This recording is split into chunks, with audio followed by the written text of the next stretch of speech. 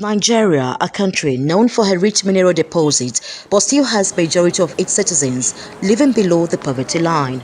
The petroleum industry bill is expected to reform a sector known to be a major source of the country's revenue. However, it is yet to see the light of the day, which means there is no improvement in the living standard of the people, no job opportunities, while foreign investment remains stunted. Investments have been going down, that we need to clear whatever issues that they have with the PIB. Support industries to produce jobs has not been harnessed, and one of the ways it can be harnessed is this bill. Year after year, the Petroleum bill is reintroduced, but at the point of either passage by the legislature or assent by the presidency, suffers major setbacks. On the part of the executive arm of government, they came up with some observations, some shortfalls, some deficiencies in the law that we thought was perfect.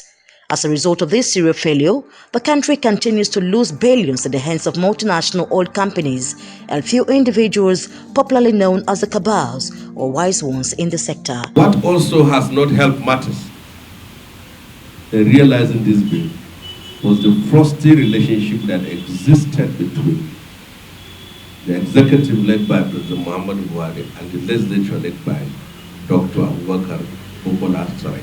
All the way from the executive where it emanates, and even right here in National Assembly, because there are a lot of contending factors, a lot of interests all over the place. But energy experts insist that the blame game must stop.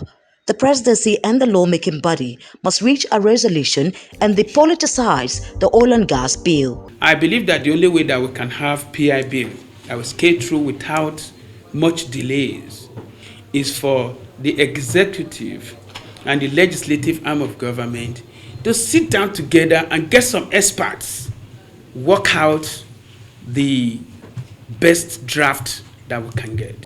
Despite the efforts of the 8th Assembly to ensure that this important bill became a reality, President Muhammadu Buhari refused to give his assent for technical reasons. There are allegations that the assent to the bill was withheld because the president did not want the credit for the passage to go to the 8th Assembly.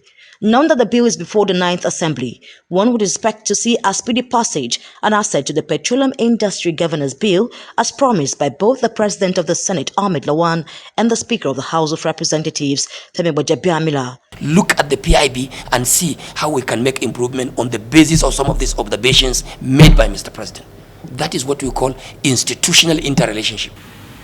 And we hope now, since they have a parliament their spirit is at peace with, I think they have no excuse not for this PIG bill not to work. 9th Assembly has a leadership that is aligned to the executive. There will be a good working relationship. Other African countries like Ghana, Uganda, Tanzania, and Mozambique have passed their petroleum reforms within the lifespan of the reforms in Nigeria. The legislative and the executive arms of government must therefore rise above petty partisan politics and avoid the costly mistakes by some nations like Indonesia and Venezuela. To make these a reality, all hands must be on deck to get the oil and gas industry working. From the nation's capital, Grace Ike, STV News.